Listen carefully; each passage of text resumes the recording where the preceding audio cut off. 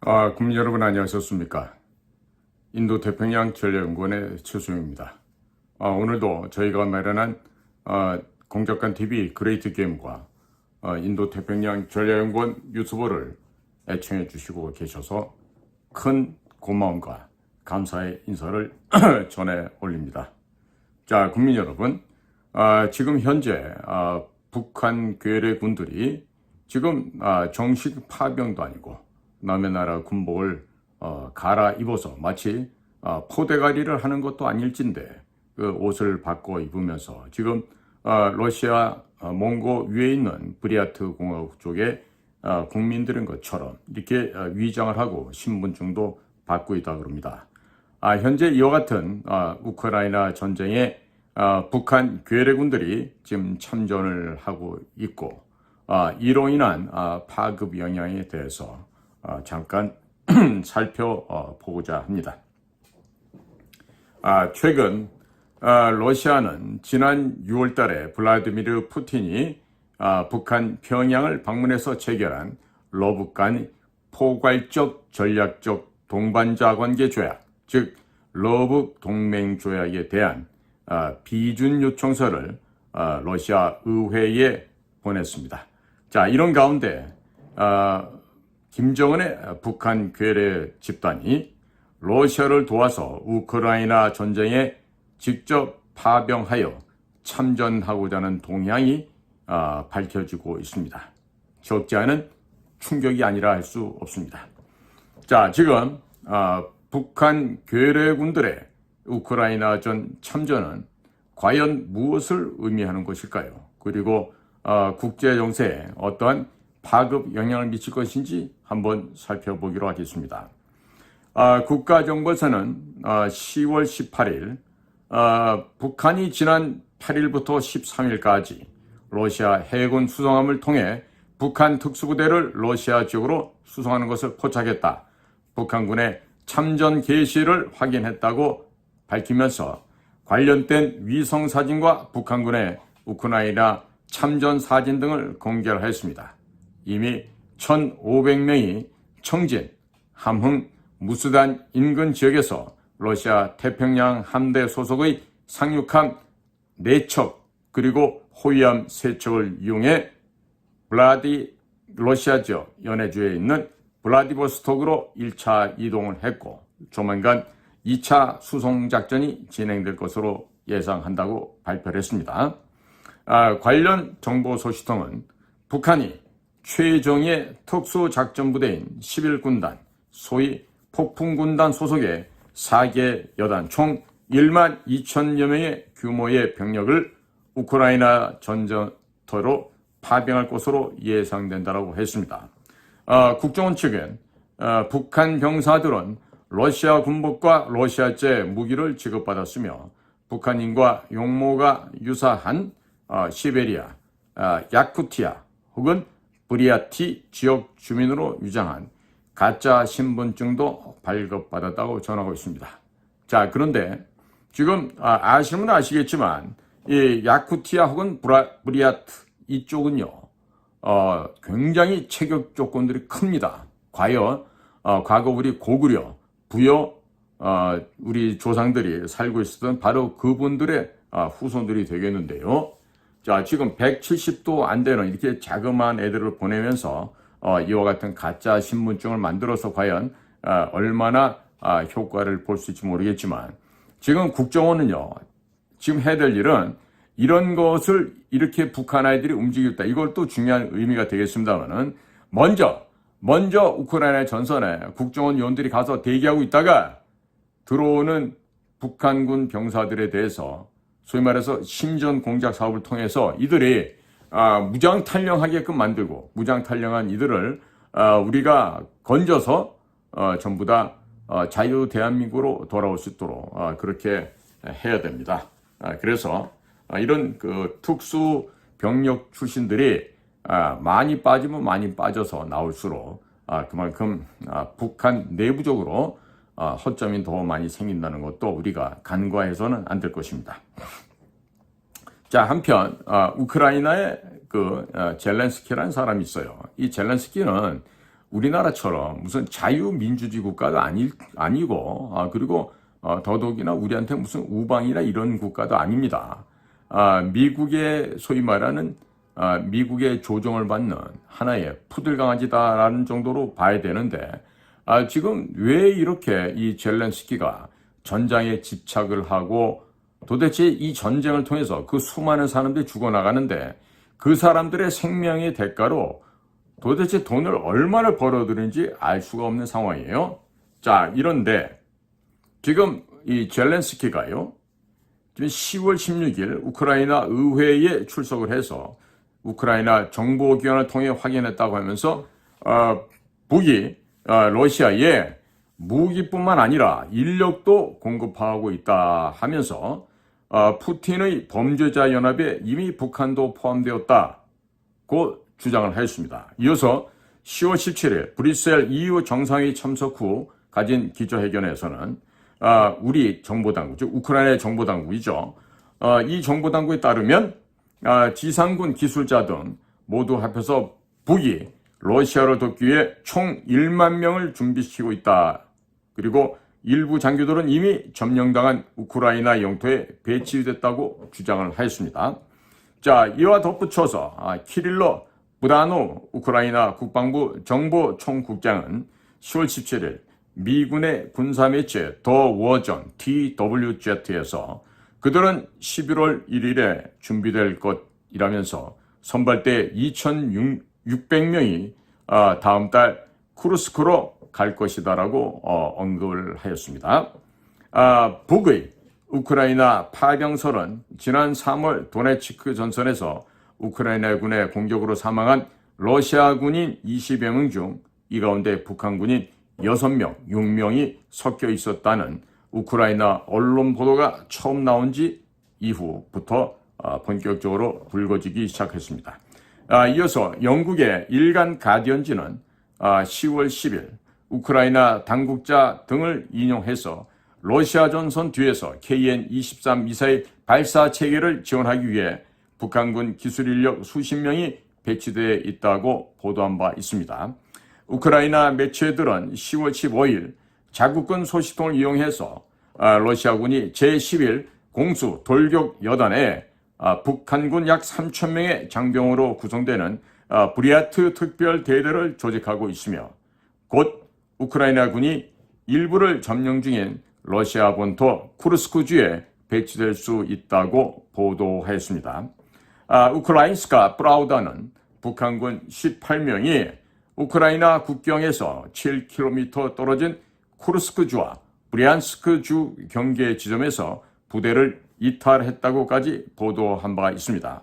국정원이 우크라이나 측의 주장과 보도들을 국제사회에서 처음으로 실증적 자료들로 사실을 확인했다 하겠습니다. 자, 그런데 지금 이 탈영한 북한군 군사 18명은요, 이미 다 잡혔다 그럽니다. 왜 탈영했느냐 이유를 물어보니까 먹을 걸 주지 않아서 배가 고파서 도무지 참을 수가 없어서 지금 탈영했다라고 얘기가 나오는데요. 이 젊은 아이들을 생명을 담보로 돈을 벌기 위해서 지금 보냈다 그러면 뭐 먹는 거라도 좀 배불리 먹여주고 황천길을 보내도 해야 될 거 아니겠습니까? 이게 지금 현장의 객관적인 사실이 이렇습니다. 자, 이와 같은 보도와 주장들에 대해서 러시아는 일관되게 부인을 해오고 있습니다. 페스코프 크렘린궁 대변인은 10월 11일 브리핑을 통해서 북한군 파병 관련 질문을 받았는데 답변은 이는 또 다른 가짜뉴스로 보인다.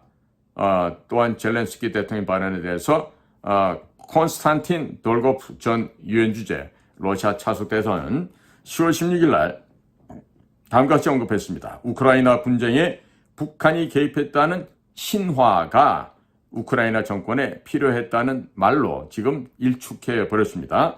그리고 마리아 자할로바 러시아 외무부 대변인은 10월 16일 브리핑에서 특별 군사작전 참가자 구성은 국방부가 확인해 줄 일이라고 하면서 북한 파병설에 대한 직접적인 답변을 회피하였습니다. 러시아 언론들도 일제히 젤렌스키의 필요에 의해서 만들어진 거짓으로 비난하였습니다. 그리고 우리 국정원의 보도에 대해서는 러시아나 북의 공식 반응이 현재까지는 나오지 않고 있습니다. 이 현재까지라는 것은 이번 달 10월 21일 월요일까지가 해당이 됩니다. 자, 우리는 여기에서 러시아가 러북 동맹 조약의 비준에 나선 점에 주목할 필요가 있다 하겠습니다. 동조약 4조에서는 구소련 시 북한과 소련이 체결한 조소 동맹 조약의 피침 시 상호 군사 지원 조항을 그대로 복원시키고 있습니다.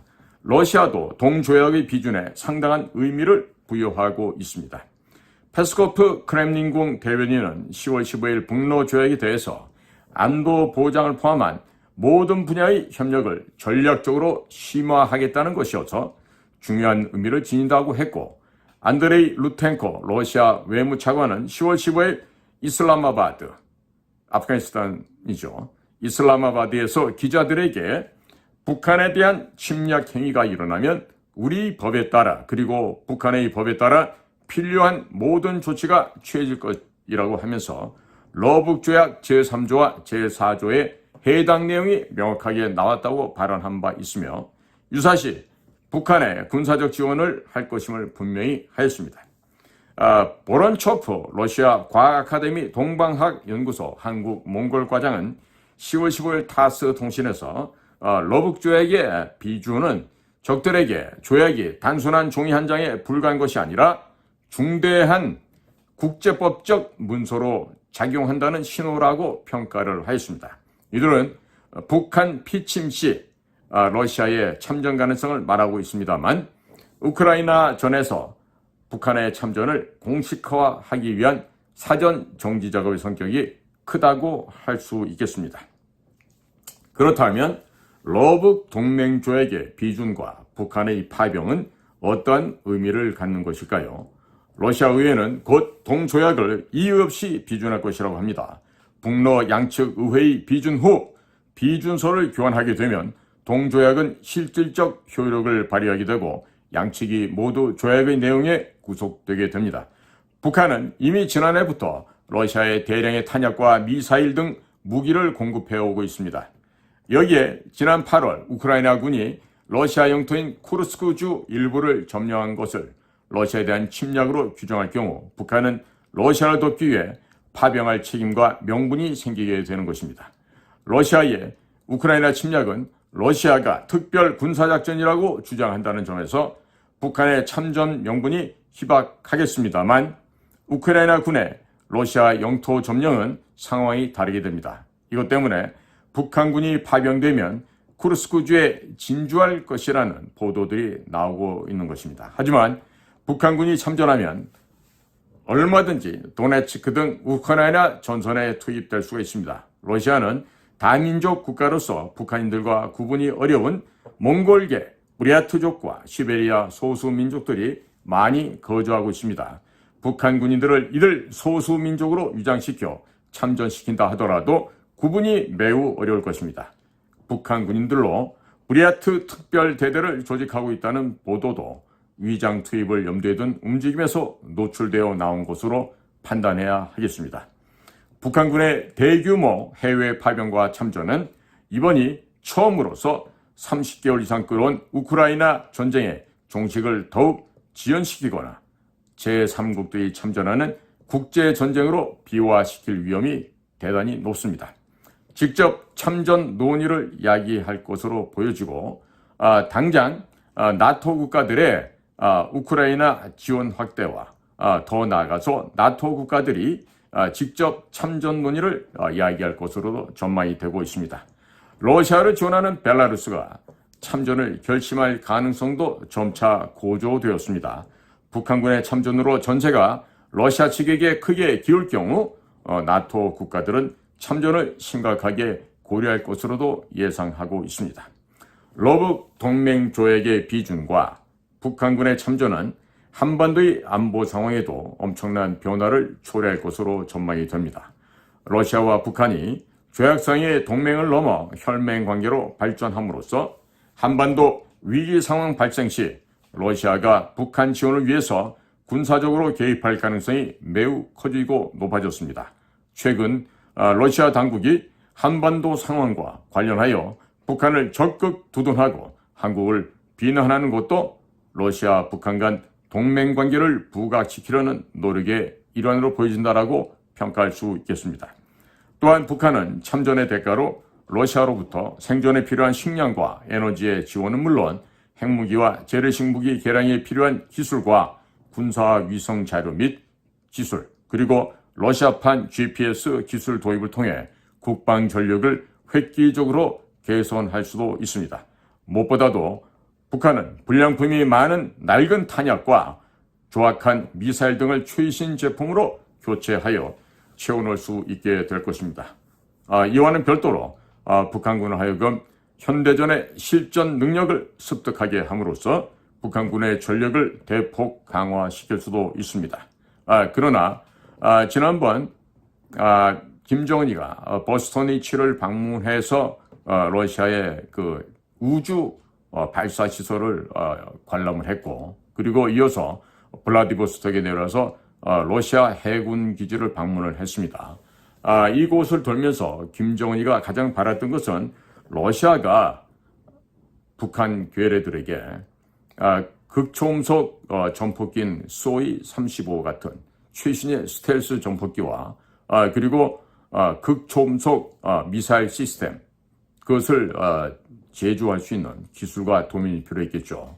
더 나아가서 핵 연료로 추진해서 나가고 SLBM을 발사할 수 있는 핵 추진, 핵 잠수함을 김정은이가 요구를 했는데, 이 어느 것에 대한 것도 러시아 푸틴은 동의를 해준 바가 없습니다.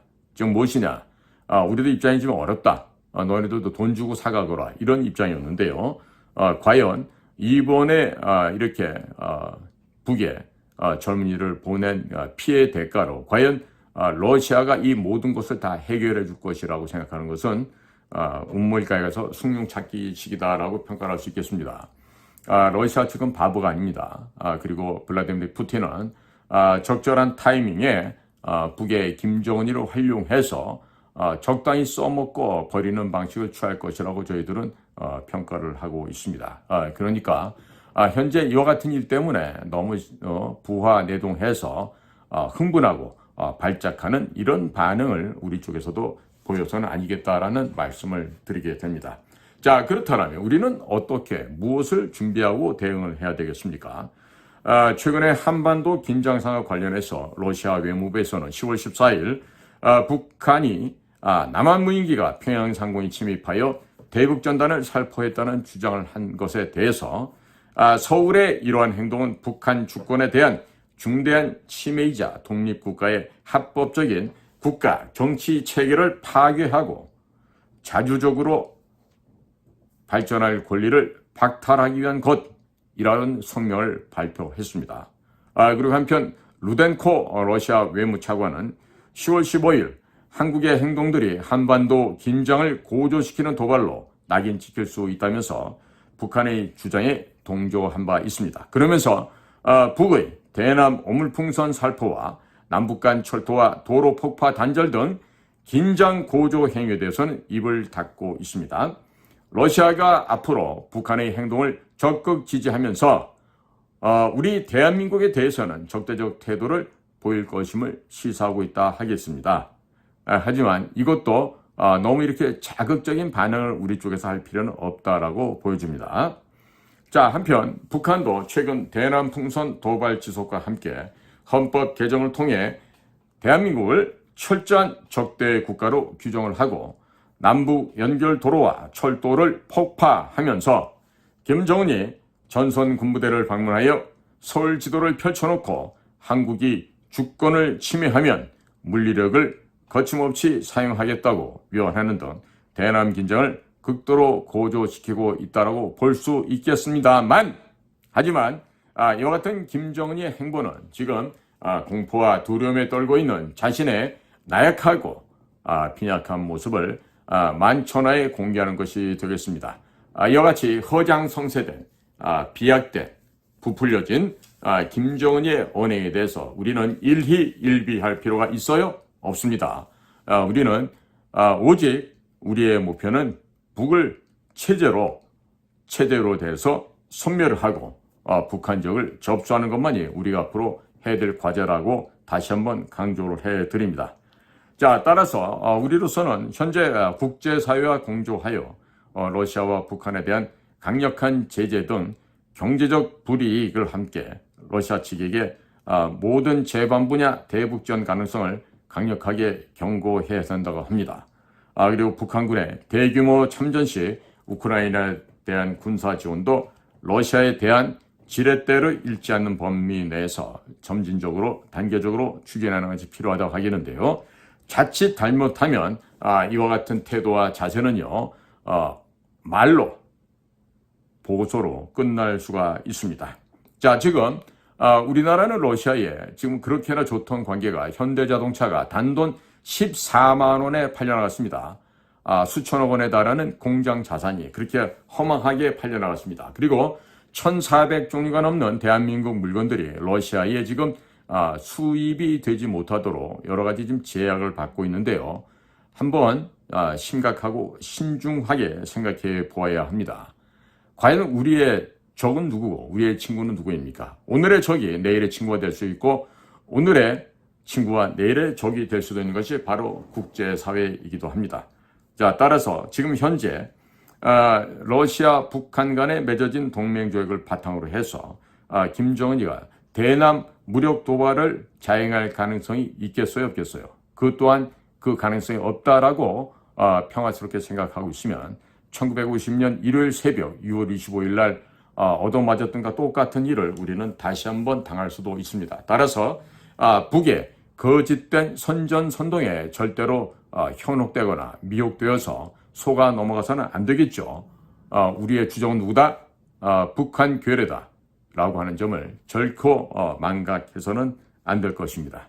자, 지금 블라디미르 푸틴은 적절한 시간에 적절한 방식으로 북한 괴뢰 집단에 김정은이라는 꼬마를 이용해 먹을 것입니다. 단물 다 빨아먹고 버릴 거예요. 자, 그러니까 우리는 러시아와 북한이 동맹조약을 체결했다 어쨌다 해서 러시아를 우리를 적으로 돌릴 게 아니라 러시아를 우리의 친구로 끌어다닐 수 있는 그러한 포용력과 그러한 담대한 자세가 우리에게는 더욱더 요구되고 있다. 그리고 지금 우크라이나 쪽에다 무슨 살상용 공격용 무기를 우리도 판매한다. 지원하겠다. 이런 경거망동은 좀 안 했으면 좋겠고요. 더더욱이나 한 발짝 더 나가서 우리 자체적으로 뭐 핵무장하겠다. 이런 제발 어린아이와 같은 소리는 안 하는 게 좋겠습니다. 지금 핵무장이나 또 우크라이나 측에 우리의 대한민국이 만들어낸 방위산업 제품을 통해서 즉 공격용 무기를 우크라이나에다가 지원하겠다. 이런 얘기는 대단히 경박한 처신이 될 것입니다. 즉 대한민국은요. 자유민주주의 우리 서방 진영에 아주 중요한 무기를 제조하고 제공할 수 있는 그런 협력 국가 중에 중요한 자리를 지금 차지하고 있어요. 섣불리 러시아와 원수지간을 만들지는 말아야 됩니다. 우리에게는 이런 상황에서 북한 지역을 하루빨리 접수를 해서 소위 말하는 통일이라는 것을 태극기 깃발 아래 성공적으로 완수를 하는 것입니다. 그렇게 하고 DMZ 즉 비무장지대는 그대로 놔두고 북한 지역이 개발을 해서 중국보다 더 빨리 발전할 수 있도록 그렇게 해야 됩니다. 그것은 북한 지역에 소위 말하는 일상용품들을 제조 가공하는 공장과 설비를 투입을 해서 지금 메이드 인 차이나, 메이드 인 방글라데시, 메이드 인 인디아, 메이드 인 미얀마와 같은 여타 국가들이 만들어서 미국에 수출하는 것보다 더 저렴한 가격으로 수출하고 관세를 없앰으로 해서 지금 북한 지역의 경제생활 수준을 적어도 1인당 GDP를 3만 달러 정도로 올려야 됩니다. 그리고 난 이후에 남북 간의 통합이 이루어져야지. 지금 당장에 김정은이를 제거하고 한다 해서 바로 지금 양쪽을 통합을 해버리면 대단히 심각한 문제가 발생할 수 있습니다. 특히 경제적 문제가 굉장히 심각해집니다. 때문에 섣불리 통일을 할 생각들 하지 말고 상당 기간 북의 GDP가 대한민국 수준과 비슷할 정도 올라올 수 있어야 돼요. 제네시스도 사고 지금 뭐 한 100인치짜리 저기 뭡니까 그 벽걸이 텔레비전도 사고 집에 뭐 차도 2대, 3대씩 그 정도로 할 만큼 북한 사회가 개방이 되고 소득 수준이 높아졌을 때 그때 가서 합쳐도 늦지 않습니다. 자, 그러니까 지금 현재 김정은이가 마지막 지금 거의 발악을 하고 있어요. 악수를 두고 또 악수를 두고 있는데 중국으로부터 배척받고 있는 상황에서 러시아의 군대를 보내서 중국과의 관계를 더 냉각시켜버리고 있는 김정은입니다. 자, 김정은은 지금 건강도 나쁘고 또 평양 상공에 떨어지고 있는 대북 전단으로해서 극히 지금 공포와 두려움에 떨고 있습니다. 자신에 대한 비밀이 다 만천하에 공개가 되고 북한 주민들에게 알려지는 것이 두려워서 이제는 이것도 저것도 할 수 없는 그야말로 진퇴의 악란이다. 그야말로 백척간도에 서 있는 김정은의 운명이라고 하겠습니다. 자, 이럴 때일수록 우리는 정신을 모으고 집중해서 빨리 북한 지역을 우리가 접수해버리는 그 방법을 빨리 찾아야 됩니다. 자, 미국을 설득할 때도 분단된 한반도가 미국의 국가 이익에 더 도움이 되느냐 아니면 통합된 흡수된 한반도가 미국의 국익에 더 도움이 되느냐를 분명하게 우리가 협상을 통해서 얘기를 하고 미국의 의견 또한 분단된 것보다는 통합된 것이 훨씬 더 이롭다고 했을 때 미국과 함께 의견을 맞추어서 한반도를 원래 상태로 돌려는 거죠. 통일 아닙니다. 원상태로 지금 복구돼서 회귀해서 돌아가는 겁니다. 그리고 나면 자동적으로 중국 공산당과도 군비 경쟁을 통해서 빠른 시간 내에 중국 정권을 몰락시킬 수 있는 그러한 해결점을 찾아낼 수도 있습니다. 그 이후에는 흑룡강, 길림, 연영, 동북, 삼성뿐만 아니라 몽고 지역 또 과거에 있었던 만주국 지역까지 우리가 여러 가지로 만주국 복국하는 문제부터 시작해서 외몽고 지역까지도 우리 조상님들이 살았던 지역을 문화적으로, 언어적으로, 또 산업적으로, 군사적으로, 과학기술 방면으로 등등해서 한국의 문화를, 한국의 문명을 전파하면서 조상님들이 말 타고 달렸던 중앙아시아 평원을 되찾는 날이 빨리 올 수가 있는 것입니다. 자, 국민 여러분, 이럴수록 우리나라가 해야 될 일이 많은데 아직도 국내 정치 속에서 쓸데없는 정신병자 수준의 애들이 서로 물고 뜯고 핥히고 지금 이전 투구를 벌이고 있어요. 자, 국민 여러분. 자, 영어를 배우다 보면요. Let bygones be bygones라는 말이 나옵니다. 지나간 일은 다 잊어버리자. 이런 얘기예요. 자, 우리는 앞으로 우리 앞에 올 미래를 생각하면 됩니다. 자, 지금 있는 정권이 어떻다. 과거 뭐 어쨌다. 이런 거 하지 말고요. 과거에 있었다면 종고만 보십시오. 언제? 전쟁의 폐허를 복구시키려고 그렇게나 노력했던 이승만 대통령. 건국의 아버지셨죠? 그 다음에 엉망으로 무질서된 민주당 정권을 무너뜨리고 군사혁명을 통해서 이 나라를 산업화 근대화, 국방의 현대화를 도모해서 성공시키셨던 우리 산업붕의 아버지 박정희 대통령 시절을 생각하십시오. 그리고 그러한 1980년도에 극한의 혼돈기를 지혜롭게 전문가들에게 일임하고 목숨을 던져 대한민국을 구조해냈던 전두환 대통령을 기억해 보시기 바랍니다. 그렇게 해서 앞으로 우리나라는 전두환 대통령 위에 있었던 여러 명들의 대통령이 있었지만 그 정말 깜도 안 되는 그런 사람들 시절은 잘못됐던 것만 생각하시고 어떻게 하면 우리가 두 번 다시 똑같은 오류를 범죄를 범하지 않을 수 있을까 이 생각들을 해야 됩니다. 김영삼이나 김대중이가 해왔던 그런 여러 가지 만행들이 많아요. 노무현이도 못지 않습니다. 특히나 이들이 해왔던 대북 지원 사업이라고 하는 것은요. 그야말로 대한민국의 골간을 빼먹는 그야말로 파렴치한 일들이 되었습니다. 그러니까 이런 것들을 참고하셔서 앞으로 우리 대한민국은 앞으로를 보고 나가야 됩니다. 자, 지금 현재 대통령이 어떻게 된다 하더라도 거기에 대해서 괴념치 마시기 바랍니다. 새로운 이 나라를 끌고 갈 지도자가 나타날 것이니까 그런 거 걱정하지 마시고요. 우리는 한마음 한뜻으로 뜻을 모아서 부강한 대한민국, 수준 높은, 격조 높은 대한민국을 만드는데 모두가 다 매진해야 된다고 생각을 합니다. 오늘도 저희가 마련한 공작관TV, 그레티게임과 인도태평양 전략연구원을 경청해 주셔서 감사를 드립니다. 저는 최수영입니다. 고맙습니다.